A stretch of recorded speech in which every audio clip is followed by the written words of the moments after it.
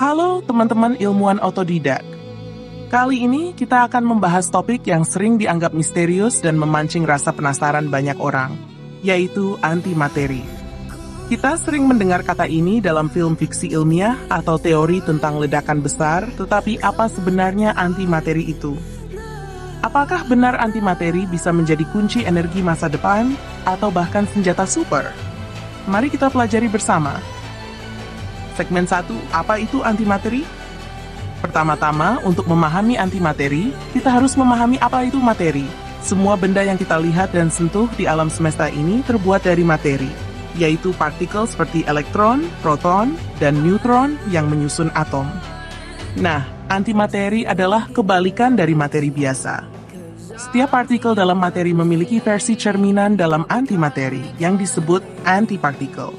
Sebagai contoh, elektron memiliki positron yang merupakan antipartikelnya. Jika elektron bermuatan negatif, maka positron bermuatan positif. Proton memiliki antiproton yang bermuatan negatif bukan positif seperti proton. Neutron memiliki antineutron yang sifatnya mirip tetapi memiliki perbedaan dalam momen magnetiknya. Yang membuat antimateri menarik adalah ketika materi dan antimateri bertemu, mereka akan saling menghancurkan satu sama lain dalam reaksi yang disebut anihilasi, dan hasilnya adalah pelepasan energi dalam jumlah besar, biasanya dalam bentuk sinar gamma. Segmen 2, bagaimana antimateri terbentuk. Sekarang, bagaimana antimateri terbentuk? Menurut teori Big Bang, baik materi maupun antimateri tercipta dalam jumlah yang hampir sama sekitar 13,8 miliar tahun yang lalu, tepat ketika alam semesta kita baru lahir. Namun, ada satu pertanyaan besar yang sampai sekarang belum sepenuhnya terjawab. Kemana antimateri pergi? Karena saat kita melihat ke sekeliling kita, alam semesta tampaknya hampir seluruhnya terbuat dari materi. Jika materi dan antimateri seimbang, kita seharusnya melihat reaksi anihilasi terus-menerus di seluruh alam semesta. Para ilmuwan berteori bahwa pada saat Big Bang, ada ketidakseimbangan kecil yang menyebabkan materi lebih dominan dibandingkan antimateri. Namun, ini masih menjadi salah satu misteri terbesar dalam fisika modern. Segmen 3, antimateri di laboratorium. Lalu, apakah kita bisa menciptakan antimateri di bumi? Jawabannya adalah ya, tapi dalam jumlah yang sangat kecil. Antimateri dapat diproduksi dalam akselerator partikel, seperti di CERN di Swiss. Akselerator ini mempercepat partikel hingga kecepatan sangat tinggi, dan ketika mereka bertabrakan, energi dari tabrakan ini bisa menciptakan sepasang partikel dan antipartikel.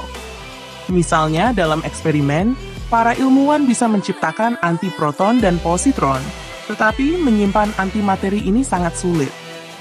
Karena antimateri akan langsung anihilasi jika bertemu dengan materi biasa, para ilmuwan menggunakan medan magnet untuk menjaga antimateri terisolasi di dalam ruang hampa. Namun, jumlah antimateri yang berhasil diciptakan sejauh ini sangat kecil, hanya beberapa nanogram.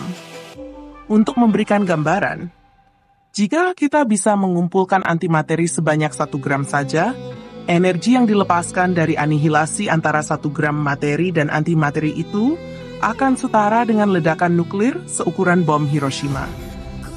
Segmen P, potensi aplikasi antimateri. Sekarang, mari kita bicara tentang potensi penggunaan antimateri. Salah satu bidang yang paling banyak dibicarakan adalah energi. Karena antimateri menghasilkan energi dalam jumlah besar saat bereaksi dengan materi, ada ide bahwa kita bisa menggunakan antimateri sebagai sumber energi di masa depan. Tetapi, produksi antimateri saat ini sangat mahal dan tidak praktis untuk skala besar. Misalnya, untuk menghasilkan 1 gram antimateri dibutuhkan dana triliunan dolar dengan teknologi yang ada. Selain itu, antimateri juga digunakan dalam medis. Di dunia nyata, teknologi yang dikenal sebagai positron emission tomography menggunakan positron yang merupakan antipartikel dari elektron untuk menghasilkan pencitraan yang sangat akurat dari jaringan tubuh manusia. PET-scan adalah salah satu alat diagnosis penting dalam deteksi kanker dan penyakit lainnya. Di sisi lain, ada juga spekulasi mengenai antimateri sebagai senjata. Jika antimateri dapat diproduksi dalam jumlah besar dan dikendalikan, teorinya adalah kita bisa memiliki senjata yang jauh lebih kuat daripada bom nuklir. Tetapi, ini masih jauh dari kenyataan dan lebih banyak berada di ranah fiksi ilmiah untuk saat ini. Segmen 5, kesimpulan dan penutup. Jadi, antimateri adalah versi cerminan dari materi biasa yang memiliki sifat berlawanan dan sangat kuat. Meski ilmuwan berhasil menciptakannya dalam jumlah kecil di laboratorium, tantangan besar masih ada untuk mengembangkan teknologi yang bisa memproduksi dan menyimpan antimateri dalam skala besar. Namun, seperti halnya banyak penemuan besar di masa lalu, siapa yang tahu apa yang mungkin terjadi di masa depan? Mungkin di satu titik nanti, antimateri bisa menjadi kunci untuk energi bersih atau bahkan untuk eksplorasi antariksa.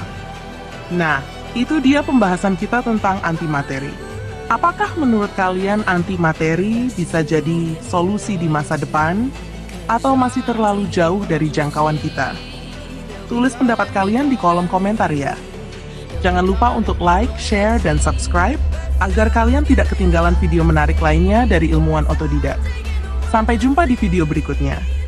Tetap curious, tetap otodidak.